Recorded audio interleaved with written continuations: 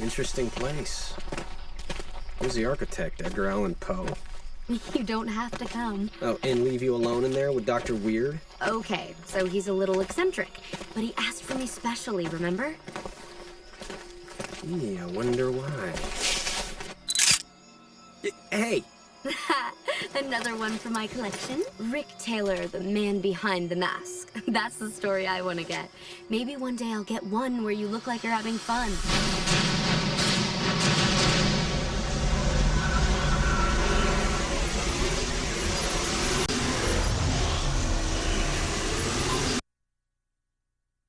Phase 7. Scream Park.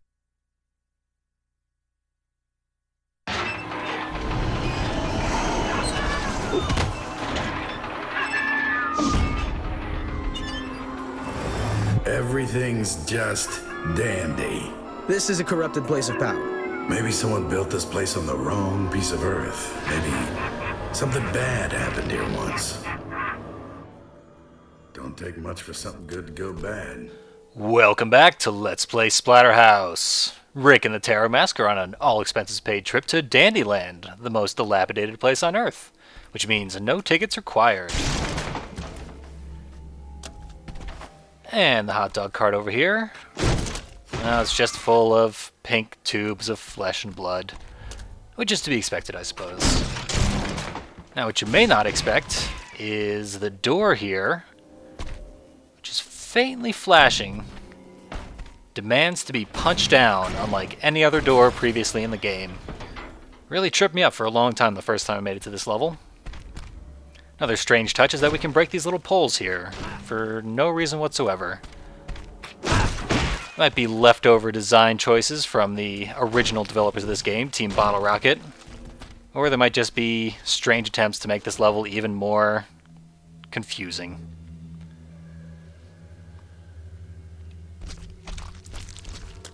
Well, we've been here about 30 seconds, and so far nothing's tried to tear out our liver. Trust me, that is a good sign. Maybe there's nothing here. Maybe. Maybe what? There's no way to get this line and the next one to match up the way they're clearly supposed to.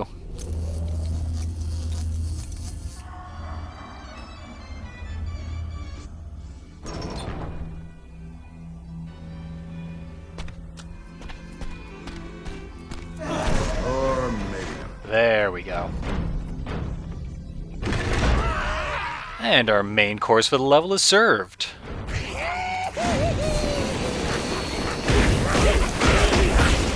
Hey, Chuckles, let's do this. Yeah, we're gonna fuck us up some clowns. Now, pretty much the entire gimmick with these clowns, that their attacks are designed to keep you at a distance, prevent you from attacking, do very little damage along the way, but nonetheless be a severe annoyance. It's actually a merciful introduction of this sort of enemy mechanic, which is going to be put to much more brutal use later. Oh, a 2x4. Handy. Certainly helps to find yourself a weapon, which are going to be plentiful in this level. And the clowns just keep on coming. Each of those little cutscenes ends with a clown breakdancing right in front of Rick, which will hit you every single time unless you dodge immediately.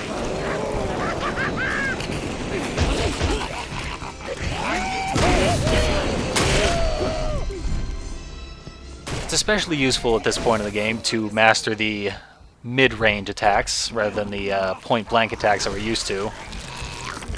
They even unlocked a brand new one for us, the Splatter Smash last level, but I'm not going to put it to use quite yet. There's some other ones that can be purchased. Haven't quite done that either. So I'm just going to wait for my opportunities and kill them with the weapons. Also a very effective strategy.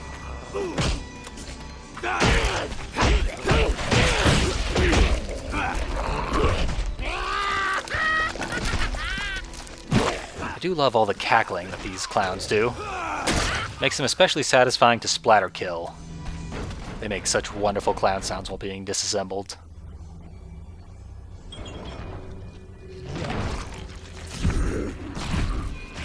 And another ambush. With so many enemies pouring in, it's important to really know where the weapons are and make ideal usage of them. That'll save you a ton of time. Let's do some fucking carpentry. Clearly I've learned that lesson because the achievement we got there, Triumph of Iron, is for killing 500 enemies with non-fleshy weapons. Not bad for the halfway point of the game.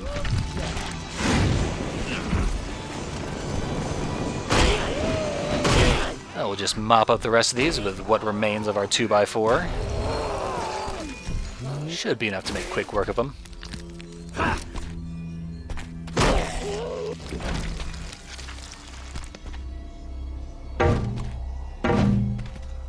Open up, you fucker.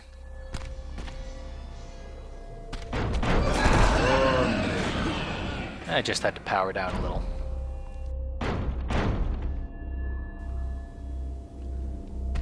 At this point, we are free to advance.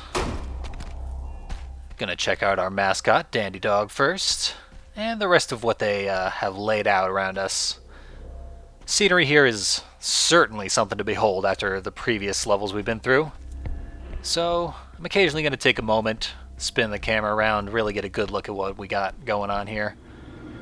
I think it's well worth the time it takes.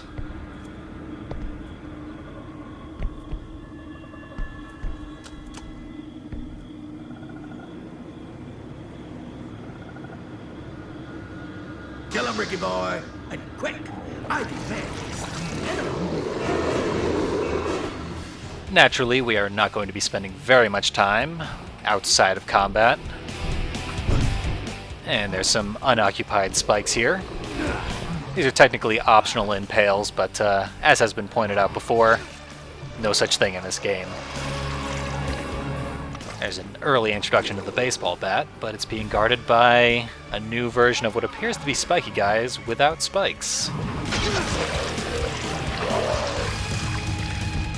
And our old friend the Terratoid. So, here's that new version of spiky guys, just collapsing into a pool of guts for no discernible reason. I guess we'll have to see what their actual gimmick is later on. For now, though, we're just gonna clear up these usual enemies that we've fought a billion times before claiming our prizes.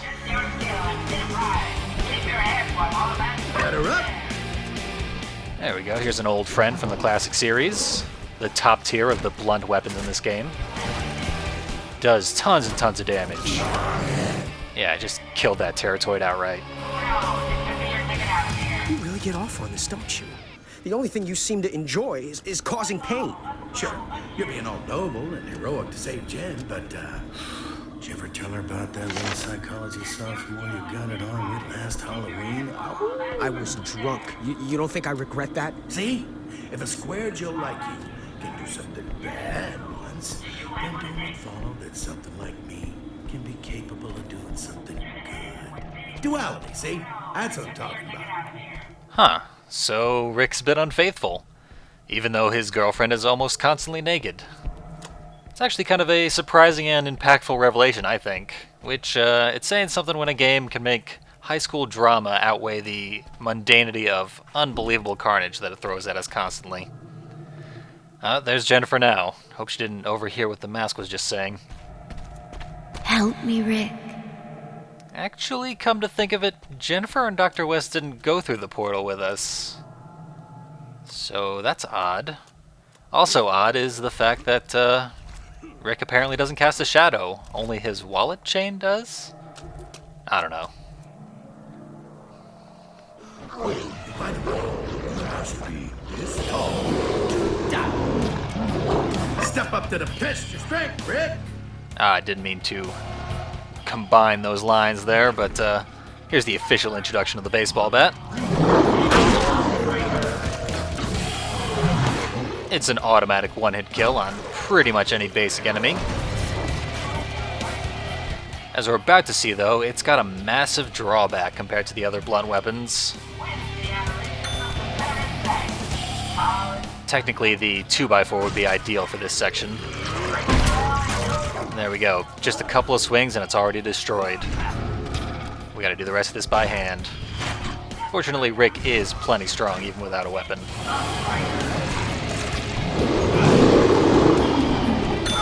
Actually, this is a bit easier without it. Still not quite easy, though. Alright, well, that guy's distracted. We should be able to finish this off.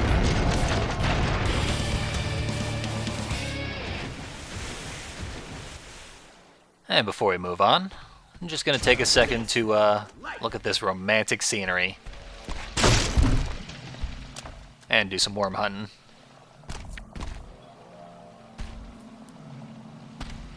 And we're already attached to the face to our only companion, so the kissing tunnel's out. We could take a dip, but I think I'm going to take a pass. I don't really trust that water. Well, since we're being so open and honest, I'd be lying if I said I wasn't enjoying this. Not really a surprise.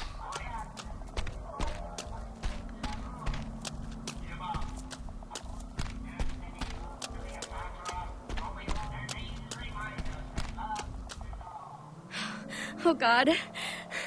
Get away! Nope. Jennifer's not so interested in help this time.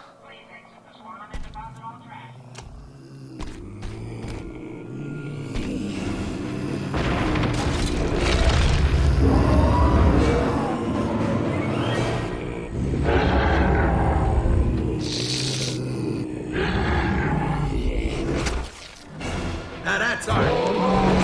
I suppose if we're going to have a bunch of our kills stolen, it might as well be in a beautifully synchronized, if jankily animated, wave of carnage. So, rematch with the boar worm, or whatever the hell this worm is.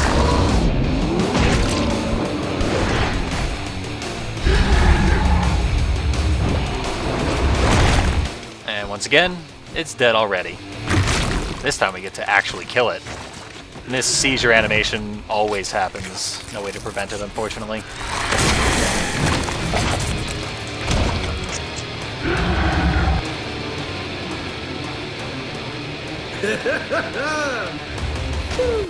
You know you like it, Rico. There we go. Now let's kill some of its children. It's real classy pointing the giant worm towards the tunnel of love. Real subtle, Splatterhouse.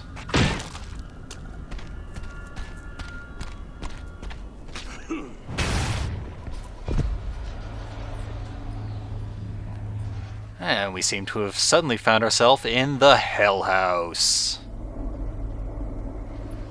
As that naughty graffiti helpfully tells us. And there's the devil to prove it.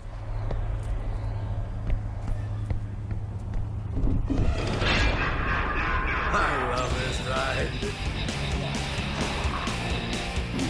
So it looks like Satan demands a sacrifice. Happy to provide.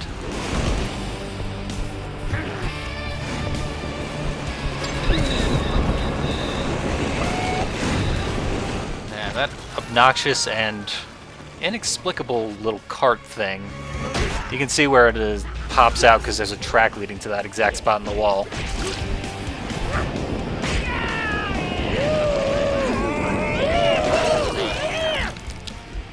More splatter kills on the clowns. When actually playing this game, I do a lot of splatter kills. They're actually a lot more satisfying and serve as a nice breather when you're getting to actually input the buttons rather than just watching the same animation over and over again.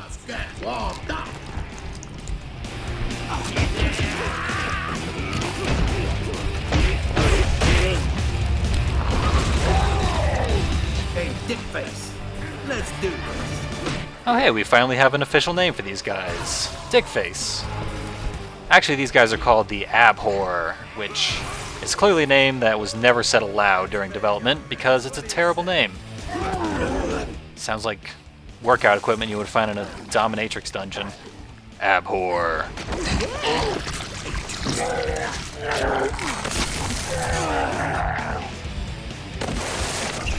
We also got an achievement back there for using the Splatter Smash for the first time to kill an enemy. There's some collateral clown damage. Didn't really get a good look at the Splatter Smash, but it did make very short work of that abhor.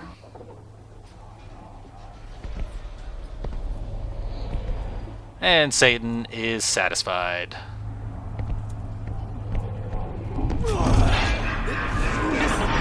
He's still a rude prick, though. And you'd think we'd be at risk of getting smashed to death here, but in fact, these traps never activate again. And another Satan.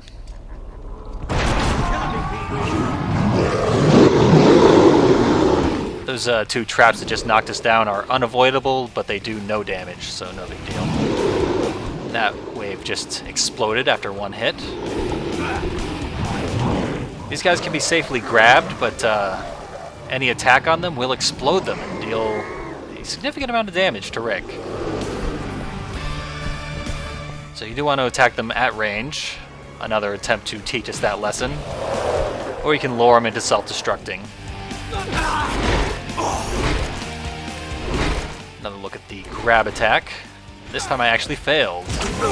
The animation got a bit broken from me hitting the door, but you get the idea. Knocks us to the ground and whips the hell out of us. So, pushing him back into the area with the adorable Cyclops. I'm just gonna pummel him. We've seen this splatter kill plenty of times. There we go. I want blood.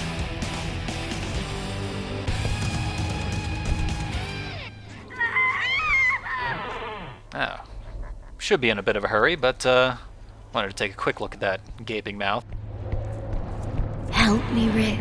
Jenny, I'm coming! Gave us another picture piece, which should have actually been the final piece had I remembered to collect this one back in the second room of the level. And the finished picture here seems to imply that Jen's been to Dandyland before. Just an interesting note. And the room in front of us here looks kind of familiar. Well, we took a wrong turn. Let's double back. Up. Their guts out! We've been tricked. Rather obviously, in fact. But it does give us an early introduction to the final tier of bladed weapons, the sword. Sword, of course, does much more damage, and, like the baseball bat, has much lower durability. Which, in the case of the sword, is a severe detriment, because the sword, all bladed weapons, are always one-hit kill. So it's, in practice, much worse than its other counterparts.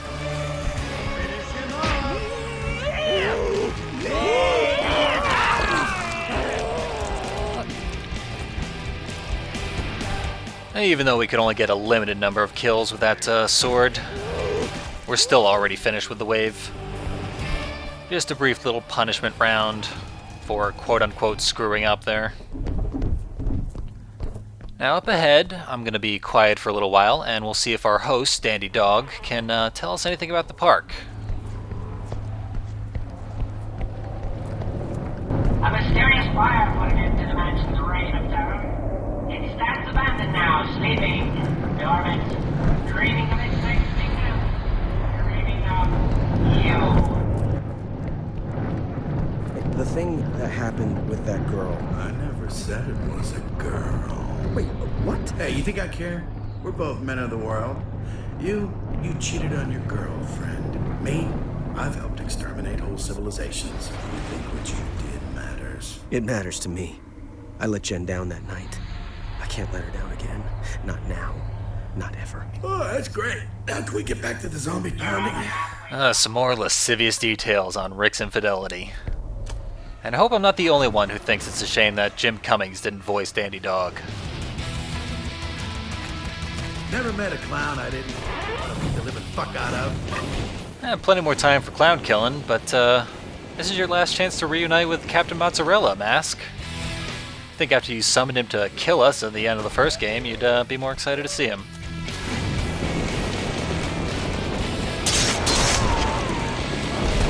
So this is just going to be a big old pile of clowns.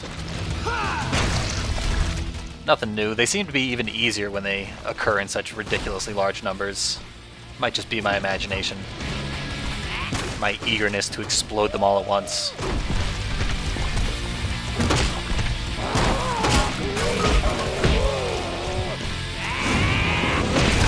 Now, while we have the chance, while we're still doing this easy fight, I should probably buy one last incredibly important upgrade.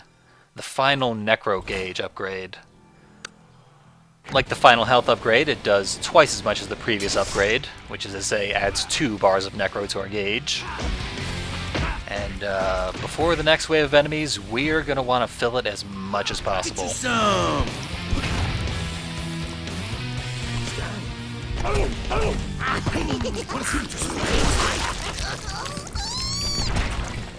That was the most wonderful of clown sounds.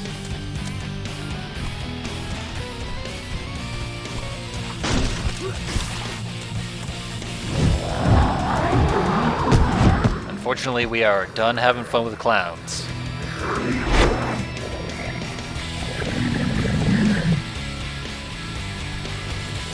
Yeah, we're moving on to some real monsters. These are another zombie variant, and they are basically everything the clowns want to be. Lots and lots of mid-range attacks, very, very hard to approach. Also, once you knock these guys back, they always have the ability to spring back and really continue to be annoying. Tried to send that guy back to the lake where he came from, but he was having none of it. He dug his way right back out.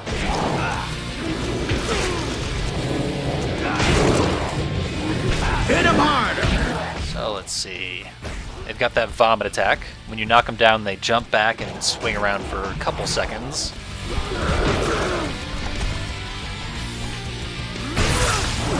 There we go. That's an excellent use of the Splatter Smash, our new move. Sends out a long shockwave forward, which can be increased with upgrades. And it's instantly fatal to most enemies, and it does much more damage to mini bosses than the Splatter Slash did.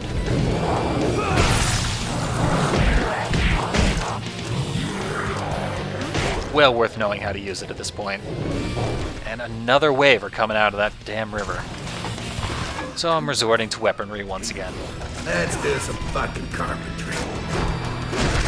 I think we've had enough of a fair fight with these bastards.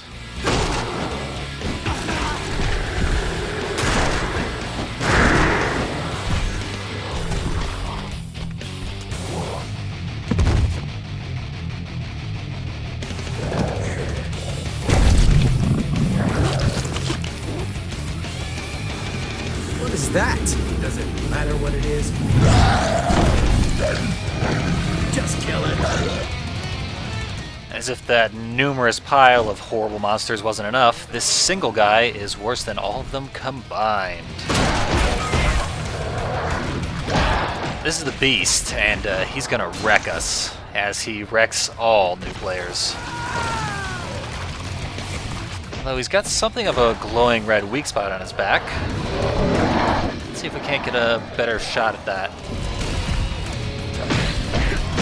Certainly not eager to let us do so. This QTE here is pretty easy to pass, but if you don't pass it, it's instantly fatal. There it is. Just about... Oh no, it's keeping us away from it. Now if we stun him with the siphon, we can get a real good look at it. And it's a prolapsed rectum. You don't see that in a lot of monster designs, that's for goddamn sure. He's just an incredibly fast swinging, tons of damage dealing, absolute nightmare. If you don't have your full Necro Gauge and full health bar at this point in the game, he's just gonna kill you over and over and over again.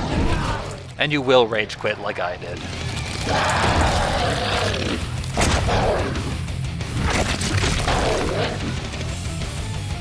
Even with a constant stream of splatter smashes, he'd still be standing right now. But we're ready for the splatter kill, which is an incredibly difficult one. 4 steps.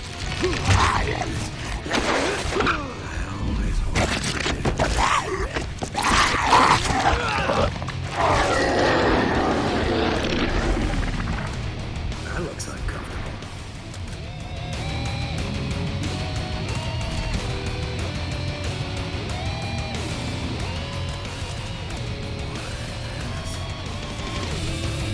Well, there's certainly no way we're gonna top that. So let's just move on. Oh hey, Grandma Face. Sorry you had to see that. And another new loading screen that I had forgotten about brings an end to this chapter. Next time we'll be exploring more of the park and hopefully seeing much less anal fisting. See you then.